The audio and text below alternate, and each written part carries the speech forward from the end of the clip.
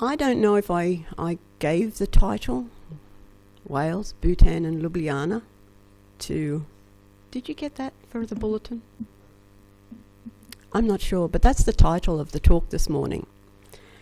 And most people go, yeah, we know about Wales.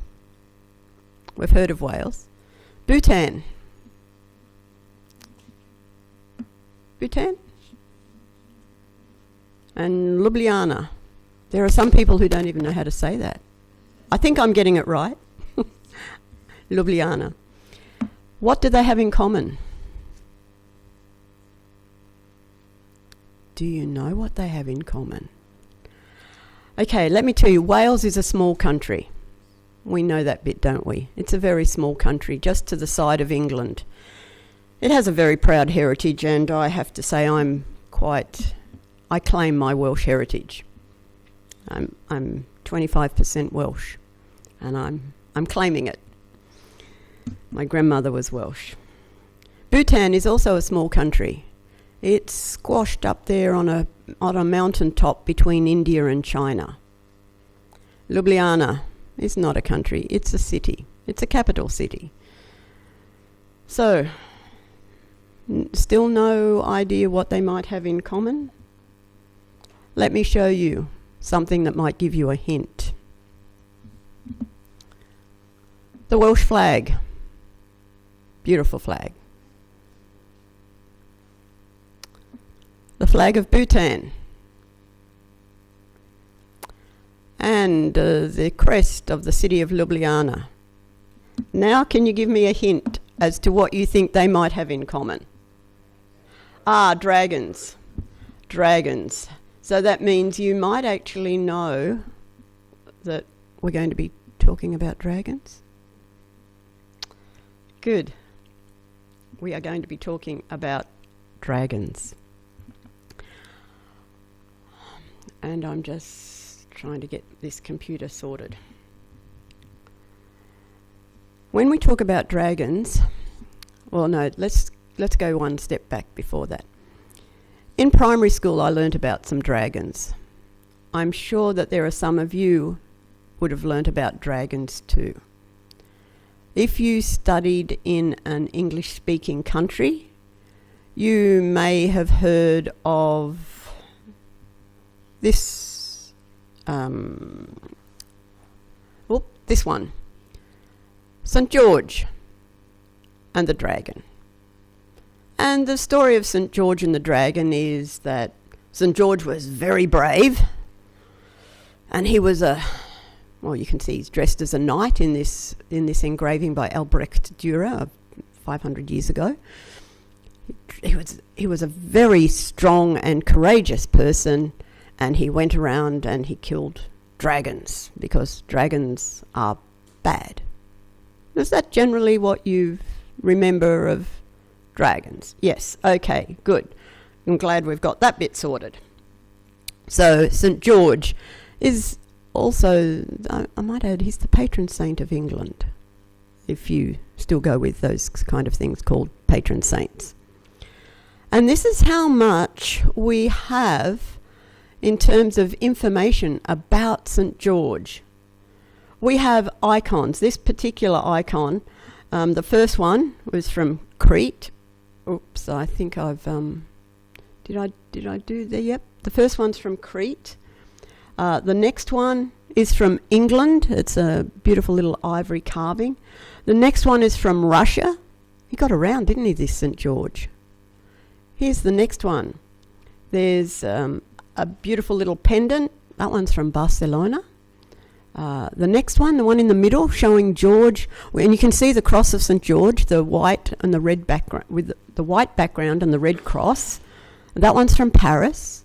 Then you can see the coin. Are you getting the idea that St. George and the Dragon were just about everywhere? They were. But it doesn't stop there.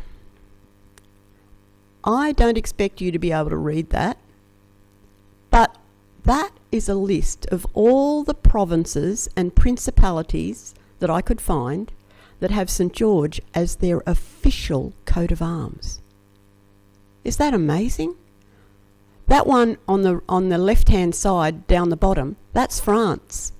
Look at how many places in France have St. George as their official government, official coat of arms. This is municipalities and provinces. There's even one in Australia, Hurstville. I think you've probably heard of Hurstville. Maybe you've heard that there's a football team down there that's called St. George, I believe. But it doesn't stop there. This is the official ones, but there are legends, there's iconography, there's sculptures, there's mosaics, there's engravings, there's ornaments, there's prints, posters, paintings, jewellery, coins, and building decorations. I think we've covered just about everything, haven't we? There's a lot about St. George.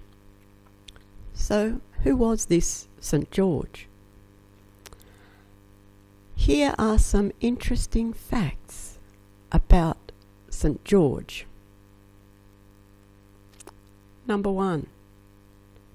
England is not the only country to celebrate St. George. I think we already got that bit, didn't we, with all of those countries that have St. George as their legal, official coat of arms. I think we got that bit.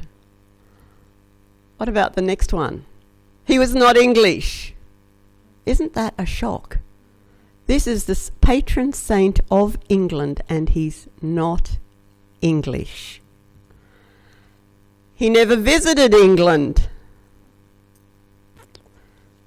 He was not a knight. He was a martyr. The dragon in the story was added later. Are we starting to get a little bit of a picture here about this St. George? And let's have a look at the last thing that we know about him. People turned to him for protection. So now, what can we summarize? What can we conclude from all of these facts? Number 1, and although it's the last one on our list, it's the most important one in my mind. Instead of turning to the true God for help, they turned to St. George, who was a fake. That is sad. And we need to be careful that we don't do the same thing these days. That's the first thing that I can learn, or I got out of that. Most of what we know about St. George is not accurate. Or most of what we thought we knew about St. George is not accurate.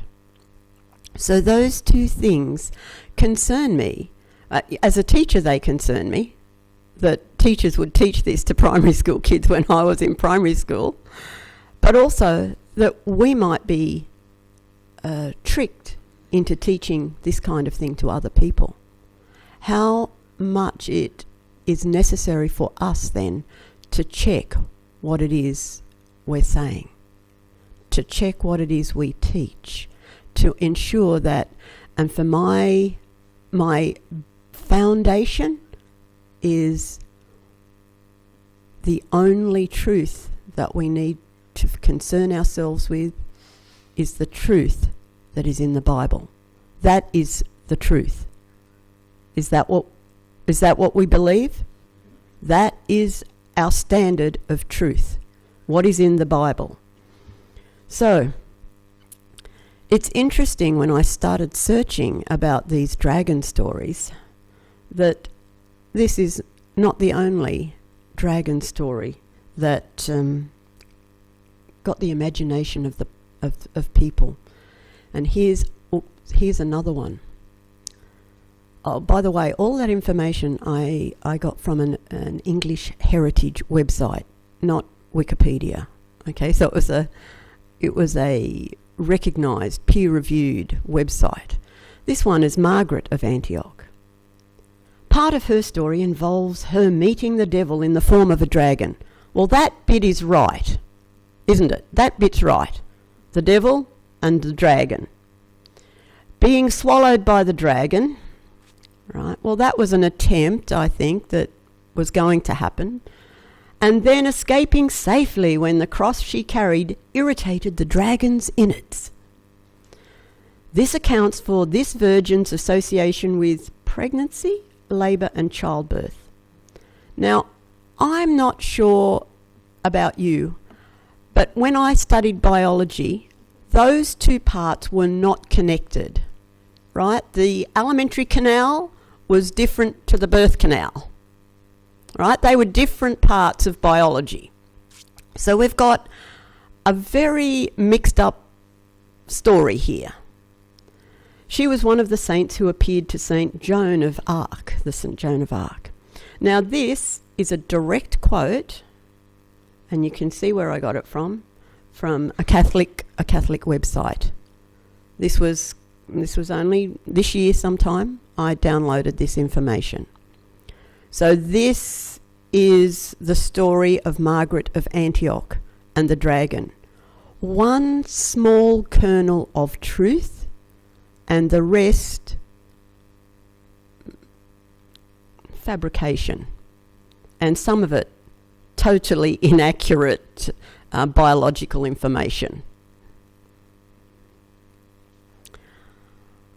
If there had been children here of a young age, I would have told a children's story about a woman, a beautiful woman, well dressed, whom I was going to call Ecclesia. And for those of you who have done a little Greek, you will know that Ecclesia means I hear church, I hear the word church or assembly. And this woman was ready to give birth to a baby, and in front of her stood a dragon. So you can see where they've got part of the story of this Margaret of Antioch. But I would like to say to you, or ask you the question that I would have asked the kids. Do you think angels are smart? Do you think angels are smart? Yes. Okay, I'm seeing a few nods. Yeah, this was not a trick question. Okay. Angels are smart. Angels are intelligent. They are, I think they have more brain power, more understanding than we ourselves have. Yes? Okay. So they're smart. And yet Satan, the dragon, was able to convince 1/3 of them to leave heaven. What does that make Satan? Very smart. Very smart. But he wasn't just smart. I believe that he was cunning, that he was scheming, conniving, devious, sly, tricky, wily. Don't you love it when you can get the thesaurus and find all of those words? But does that describe Satan? It does. If we go back to the story of the woman standing or ready to be delivered of a child, where is the dragon in that story?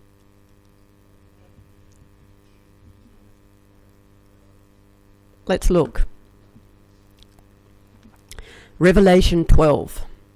And there appeared another wonder in heaven, and behold, a great red dragon, having 7 heads and 10 horns and 7 crowns upon his head, and his tail drew the third part of the stars of heaven.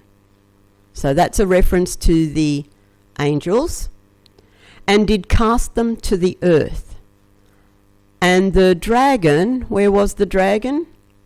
Stood before the woman which was ready to be delivered. Why?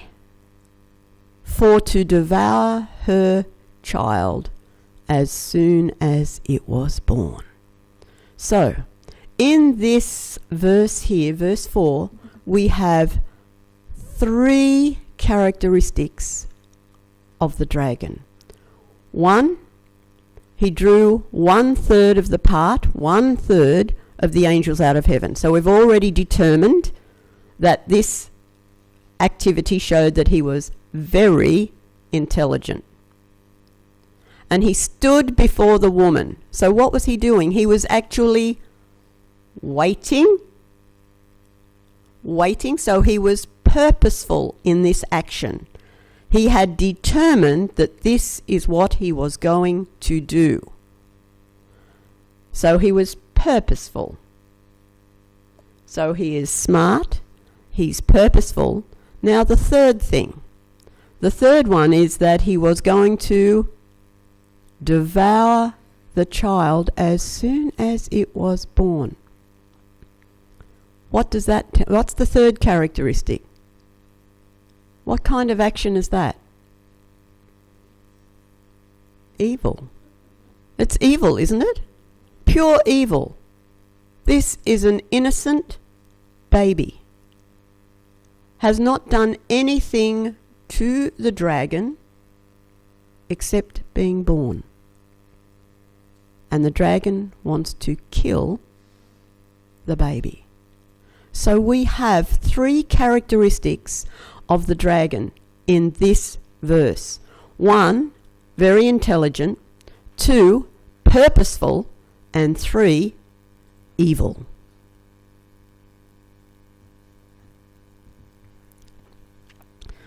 In Western culture, dragons were seen as evil.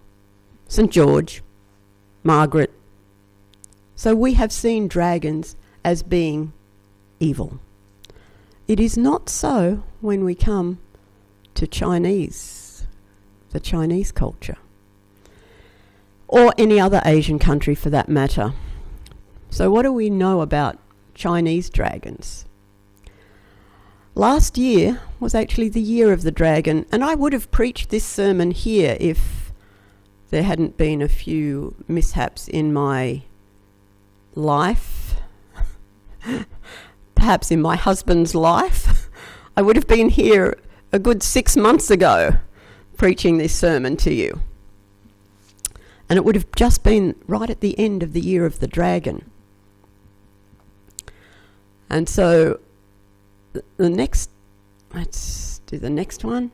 Dragons in Chinese culture and Asian culture in general are seen as symbols of wealth, power, and leadership.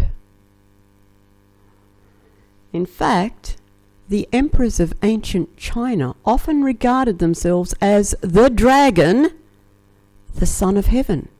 Where have we heard the dragon talking about himself as I will ascend? Have we heard that? I will be like the Most High. The dragon hasn't changed, has he? No. So, and if you're wondering, that little country of Bhutan, do you know what they call their crown prince? The firstborn child of the king. It has a king and queen, so it's a monarchy in that tiny little country of Bhutan. The crown prince is called the Dragon Prince. Amazing, isn't it? So, this influence of dragons actually came to Australia. Let's have a look at it. In Australia, we have the Golden Dragon Museum. It's in Victoria. Does that explain Victoria? No, look, I won't go there. I won't go there. But from the website of the Golden Dragon Museum, which, by the way, is heritage listed. So the Australian government sees that it is a very valuable resource for our country. It houses the longest and the oldest Chinese imperial dragon in the world, we have something that China doesn't have that was really one of its own. And that is in the Dragon Museum in, I think it's Bendigo or Ballarat, down there somewhere, one of those places starting with B. You can Google it at some stage, if you wish. Now, this dragon is so revered that it is now no longer allowed to take part in the public parades because it is so important and it's such a tourist attraction. So they have other dragons there which now perform in parades in place of it, and it is kept on display for the tourists to see. And so we've gradually changed our views in Australia on dragons. Dragons are interesting. In fact, if you have a look at the next slide, we have dragon statues, we have dragons on our bed linen, we have dragon jewellery, we have more dragon jewellery, and we have even more dragon jewellery. We've had a turnaround from thinking dragons are bad, dragons are evil, to thinking that adorning ourselves with dragons is a good thing. That dragons are good. But it goes more than that. In fact, where did this all start? Where did we get this whole idea? Because look at the next one. Beautiful statues. If we had something like that in our house, we could be considered very artistic, keeping up with the times. If we wore a t-shirt, we could be considered humorous because we're not procrastinating, we're just doing side quests. Or we could use skincare called dragon's blood. Does it start to amaze you? It amazed me when I found all of this. Or, just in case you're wanting to make your car go faster, you could have dragon seat covers. Or you could have a cover for your phone with a dragon on it. So where did this all start? With our children. That's where it started. With our children. And us when we were children. Isn't it cute? What a cute little dragon. Look at the next one. Ever so cute. And when kids think it's cute, Mum, I want one. And so we start to think that dragons are okay. That's what we think. And if you think that is all, no. Let's have a look at this next lot. When did it start? Back when we were kids. Well, when I was a kid anyway. Some of you might not have been thought of, and others of you might have been adults. But the first one is Sleeping Beauty, and on the right-hand side of that cover of the video, as a video cover, you can see a dragon. And it's a bad dragon. And then by the 1980s, we've got entertainment happening, Dragon Slayer. So dragons are still thought of as a bit bad, but there was a change in the 70s. Have a look. In 77, a dragon movie came out called Pete's Dragon. And his name was Elliot. And of course it's cute. It's very cute. The movie was so popular that they did a remake in 2016. But you can see there's a difference this time in the remake. Instead of it being cute with a little bowler hat on and red and green, cute dragon, it's now got the dark colours. So it's a gradual change in our understanding, but that dragon is still owned by a young boy. A dragon that's owned. Let's have a look at the next lot. Oh, I don't know if you recall 25 or 30 years ago, the game Dungeons and Dragons. Oh, it was so popular. It was the bane of our life as teachers. all the kids would be, instead of out there playing basketball, what were they doing? Oh, they wanted to play Dungeons and Dragons. Can we get on and play Dungeons and Dragons? Every Harry Potter movie has a dragon in it. And then Dragon Wars. And this was the, according to the New York Times, Dragon Wars rocks. So the review read, it's impossible not to be entertained. So now dragons have been turned into entertainment. That's a danger. And then the next one, Dragons and Fantasy Warriors.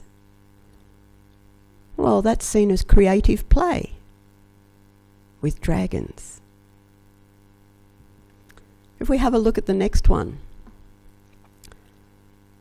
Two very cute movies. Look at that first one, How to Train Your Dragon. Doesn't it look cute? And then another one, version 2, or the sequel in 2014. What is the subtext? It is getting us to think that we can train a dragon, that humans can control dragons. So not only are they cute, not only are they artistic, now we can train and we can control dragons. That's what we're being taught to believe. This next one. This Cressida Cowell, between the years 2003 and 2015, wrote about 10 or 12 dragon books. They're very cute looking. Aren't they attractive? Don't they get your eye so that you want to look at them? And they're having fun. And then, of course, there's the next one. Oh, naughty dragons try school. So they're cute. They're naughty. But they're never shown as being evil, which is, in fact, what they are, because if we go back to Revelation chapter 12, we read again, just in case we've forgotten, because this is our benchmark, isn't it? The Bible is our benchmark, not popular film, not the latest gadgets, not the latest artistic statues or bed linen or seat covers. And there appeared another wonder in heaven, and behold, a great red dragon, having 7 heads and 10 horns, and 7 crowns upon his heads. And his tail drew the 3rd part of the stars of heaven, and did cast them to the earth. And the dragon stood before the woman, which was ready to be delivered, to devour her child as soon as it was born. So what were the 3 characteristics of the dragon again? Smart, purposeful, and evil. Very smart, purposeful, and evil. The next verse tells us what happened. And she brought forth a man-child, who was to rule all nations with a rod of iron. And her child was caught up unto God and to his throne. And then we get the backstory. And there was war in heaven. Michael and his angels fought against the dragon, and the dragon fought and his angels. Who is Michael? Christ. In fact, that's what the name Michael means, El being God, and Michael, or Micah, who is like God. And the last little part, the next verse, and prevailed not. The dragon didn't win, neither was their place found any more in heaven. This is the real dragon war. This is the real war, and it's a war of Satan trying to take the place of Jesus. In fact, in verse 9, we get a little bit extra information. And the great dragon was cast out, that old serpent called the devil and Satan. So in case there were people who were not sure that the dragon is Satan, this verse confirms that it is. And then we get the fourth characteristic of the dragon. It's a deceiver, which deceives the whole world. He was cast out into the earth, and his angels were cast out with him. Deception is one of the main characteristics that Satan, the dragon, the serpent, the devil has. And then we read, and when the dragon saw that he was cast into the earth, he persecuted the woman which had brought forth the man-child. Now, fortunately, that's not the end of the story, because in verse 16 we hear that the earth helped the woman, and the earth opened her mouth and swallowed up the flood which the dragon had cast out of his mouth. And we don't have time today to go through all of those individual meanings, because I'm trying to focus on the concept that the Bible is what we should believe, and we should not allow ourselves to be deceived by what we see around us in the world. And here's verse 17. And the dragon was wroth with the woman, and went to make war with the remnant of her seed, which, who? Keep the commandments of God. Not the commandments of men, but the commandments of God. And what else do they have? The testimony of Jesus Christ. So this dragon is a dragon which persecutes. It's a dragon which deceives. So, and then we have the three first characteristics: the very intelligent, the purposeful, and evil. And last two, persecutes and deceives. We need to be very careful in what we believe. Chapter 13 in Revelation tells us, and I will just press ever so carefully. Well, in verse 2, there it is, it talks about, and the beast which I saw was like a leopard, and his feet were as the feet of a bear, and the mouth as the mouth of a lion. And the dragon, who's the dragon again? Satan. The dragon gave him his power and his seat and great authority. This is the beast. What does verse 1 say? Where did the beast come from? The beast came out of the sea. The beast came out of the sea. And when we look at commentaries, it's really interesting to read the commentaries of the 1718s and 1900s and to see what the reformers saw as the sea beast. And it was very clear in their minds that the sea beast was the papacy. And the dragon has given the sea beast his power, his seat and authority. And in verse 4, we're told, and they worshipped the dragon, which gave power unto the beast.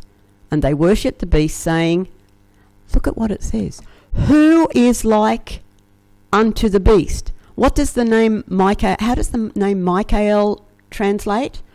Who is like God? So they're using that same phrase, Michael's name, Michael, and saying it about the beast, who is like unto the beast. They're giving it the same due respect and reverence. That is a very worrying thought. And then, who is able to make war with him? In other words, they're questioning the power of God. And then, verse 11, and I beheld another beast come out of the earth, and he had 2 horns like a lamb, and he spoke as a dragon. So this beast comes out of the land, or the earth, and this beast is seen as United States of America. The reformers and the commentators have seen very clearly that the dragon was Satan, the sea beast was the papacy, and the land beast is America. If you look at that verse 11, and I beheld another beast coming out of the earth, and he had 2 horns like a lamb, and he spoke as a dragon. Do we have any dragon-sounding comments coming out of America at the moment? I'd have to say that we've got, if you don't trade with us, this is going to happen. If that's going to happen. If you noticed how many statements are conditional? If this, then we're going to do this, or we're going to do that, or there's a lot of dragon-like statements coming out. But this isn't the end. This is just the beginning. In Revelation 20, we see this text in verse 1. I'm getting really happy that we could... Thanks, Jen. And he laid hold on the dragon, that old serpent, which is the devil and Satan, and bound him for 1,000 years. Doesn't that put paid to that comment, and who's able to make war on him? Who? Well, when the dragon is bound, someone is stronger than the dragon. And not only was he bound, he was cast into a bottomless pit and shut up, and there was a seal set upon him. That what? That he should deceive the nations no more. Because that was his MO. That was his mode of operating. Deception, and more deception. And the devil, verse 10, and the devil that deceived them was cast into the lake of fire and brimstone, where the beast and the false prophet are, and shall be tormented day and night forever and ever. And that forever and ever in the original language just means tormented until there is nothing left to burn up. Until there is nothing left. Not that they would be kept alive and tormented and persecuted, but that they would be burned up until there was nothing left of them. My plea today, because I think this is important, when we give books, when we give videos, DVDs to our kids, what is the underlying message of that video? Is it a message like this dragon message that dragons are cute, when we know the dragon is not cute? We know the dragon is very intelligent. We know that he is purposeful. We know that he is evil beyond any of our understanding. And we know that he is, what were the other two? Deceptive and will persecute. We know this is what the dragon is like. We know this beyond a shadow of a doubt because the Bible, which is our standard of truth, tells us that that is what the dragon is like. So can you imagine what it is like for some other people who have been brought up on this cutesy, naughty, playful, artistic dragon when we start and preach about the dragon? Well, they think the dragon can be trained. They think the dragon can be controlled by humans. And that is one great deception. Because Satan doesn't want us to believe that he exists. In fact, it's a very sad fact that there are more than a quarter of Christians who don't believe in the devil. Christians who don't believe in the devil. I'm not talking about non-believers. I am talking about people who believe that Christ is the way to heaven, but they do not believe there is such a thing as the devil. That is a very sad state for a Christian to be in. Because if you don't believe that there is a devil, then who is doing all of that evil?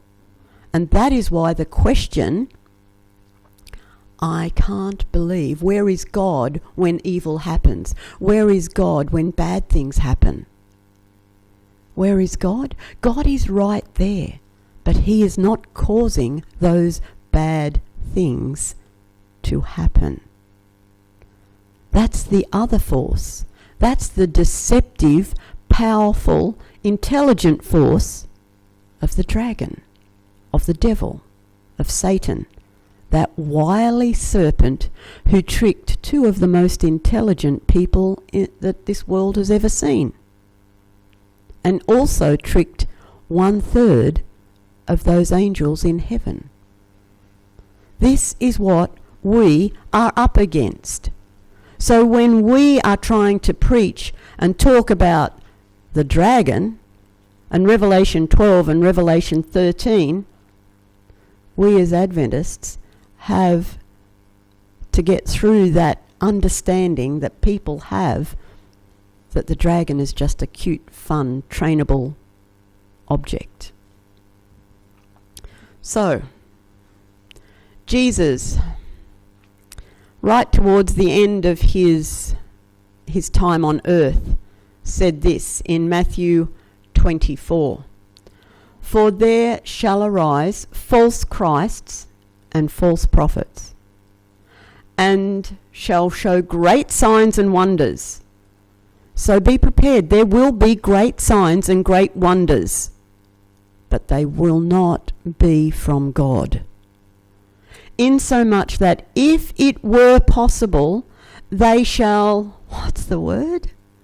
deceive the very elect.